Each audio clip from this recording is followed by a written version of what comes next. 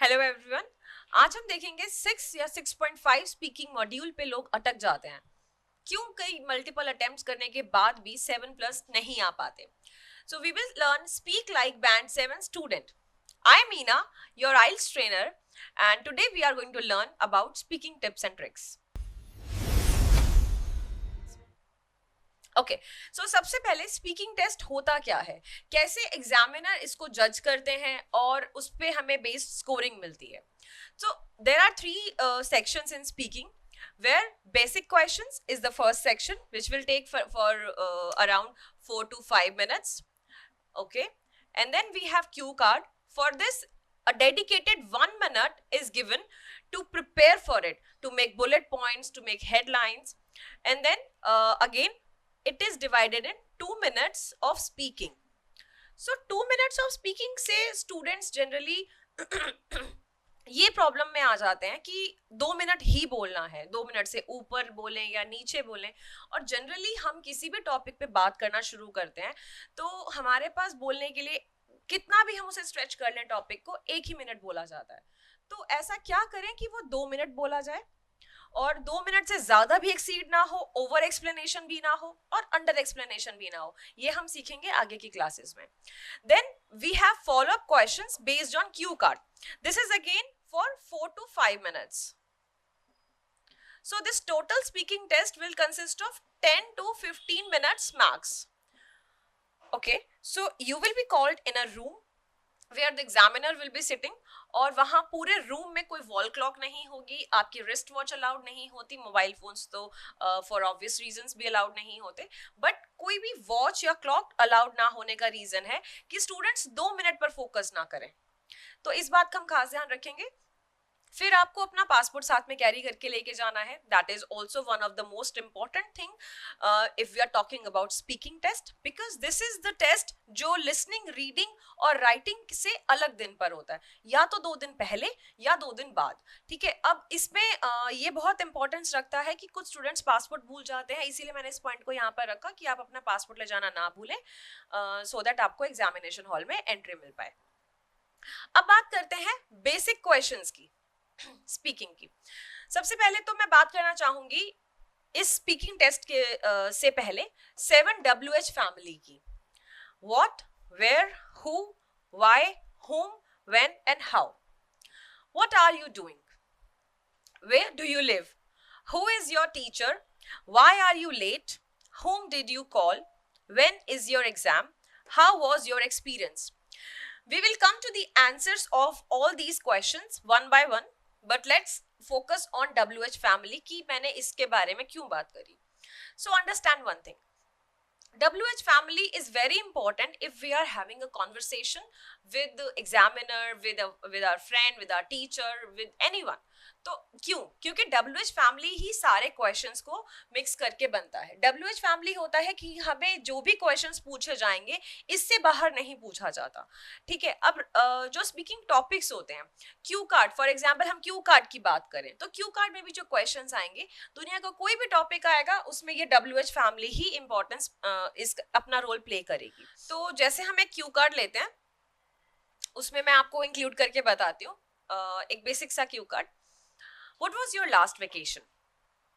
What include हो गया पहला WH. Where did you go? दूसरा WH family का member. How was your experience? Third. Okay. Then with whom did you visit the place? Fourth. ठीक है, maximum एक Q card में 4 to 5 WH family he involve होती है, because जब based on cue card questions आते हैं, फॉलो अप क्वेश्चंस, बाकी के उसमें कवर किए जाते हैं। ठीक है, तो दिस इज वेरी इंपॉर्टेंट। अब हम आगे बात करते हैं कि क्यू कार्ड को आंसर कैसे करें। ये बहुत डिटेल टॉपिक है, आज के लिए हम इसको स्किप करेंगे। आज हम बात करेंगे कि आंसर किया कैसे जाएगा। किसी भी क्वेश्चन को आंसर करने के लिए इट्स वेरी इंपॉर्टेंट कि अगर आप आंसर कर रहे हैं उसका रीजन मेंशन हो, उसका एग्जाम्पल गिवन हो और उसका आउटपुट यानी रिजल्ट क्या आएगा। फॉर एग्जाम्पल, एक बेसिक सा question, what is your favourite colour? My favourite colour is red. Very basic question, basic answer, no scoring. इसका रिजल्ट क्या आएगा? निल। तभी स्टूडेंट्स बोलते हैं 7+ बैंड्स नहीं आ पाए, 6 और 6.5, और समटाइम्स ऐसे आंसर्स पे आप 5 और 5.5 पे ही अटक जाएंगे, because my favourite colour is red is not an wrong answer. इसमें क्या गलत था लेकिन जहां पे ये स्कोर नहीं करवा पाएगा?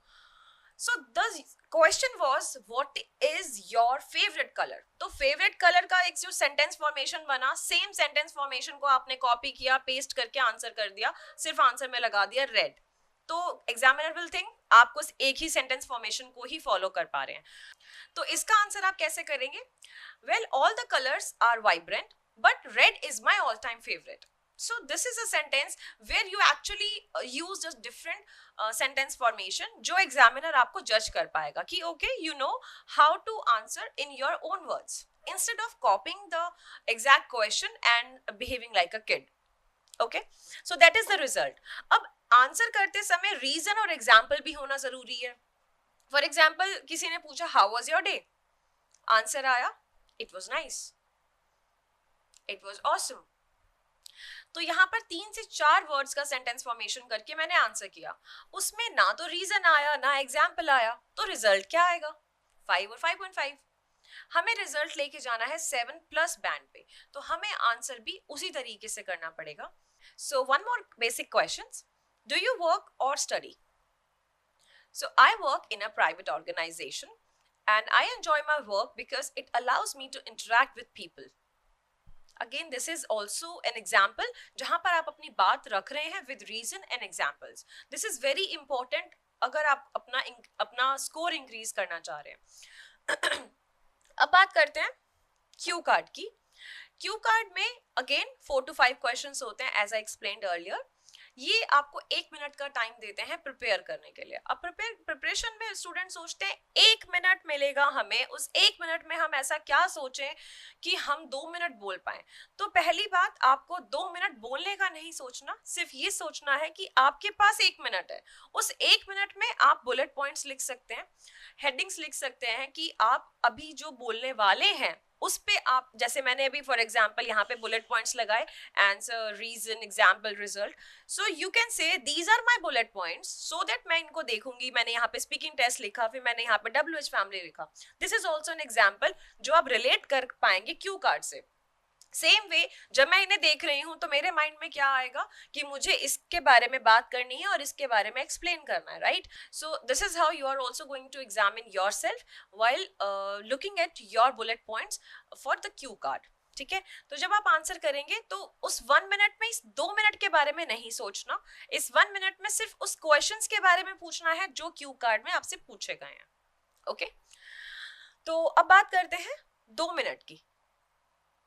2 मिनट में जब आप आंसर करेंगे तो उसमें आप 2 minute is not a time based और समथिंग जहां पे आपको एक प्रेशर है आपके माइंड में और आपको उसमें बस 2 मिनट का ध्यान रखना है. 2 मिनट को भूल जाओ.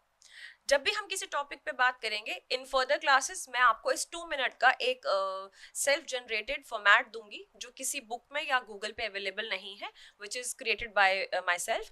उस फॉर्मेट के बेसिस पर, ऑल्दो स्पीकिंग का कोई फॉर्मेट नहीं होता but still I can call it a format, जिसे यूज करके आप अपना थ्रू आउट 2 मिनट्स बोल सकते हैं, ना ही आप स्टक होंगे. प्लस उसके साथ आपको हेल्प ये मिलेगी कि कोई भी टॉपिक कहीं से भी आ जाए आप उस पर बोल पाएंगे, और वो 2 मिनट या उससे ऊपर ही होगा. अदरवाइज जनरली ऐसा ही होता है कि जब भी हम किसी टॉपिक के बारे में बात कर रहे होते हैं तो एक पॉइंट, एक लेवल पे आके हम भूल जाते हैं कि अब हम आगे क्या बात करें. ठीक है, तो अब नेक्स्ट बात करते हैं फॉलो अप क्वेश्चंस की based on cue card. Follow up questions होते हैं फॉर, जैसे मैंने आपको बताया यहाँ पे जब क्यू कार्ड दिया तो 4 WH फैमिली मेंबर्स आ गए. अब जो बाकी के बचे तो वो फॉलो अप क्वेश्चंस में पूछे जाते हैं.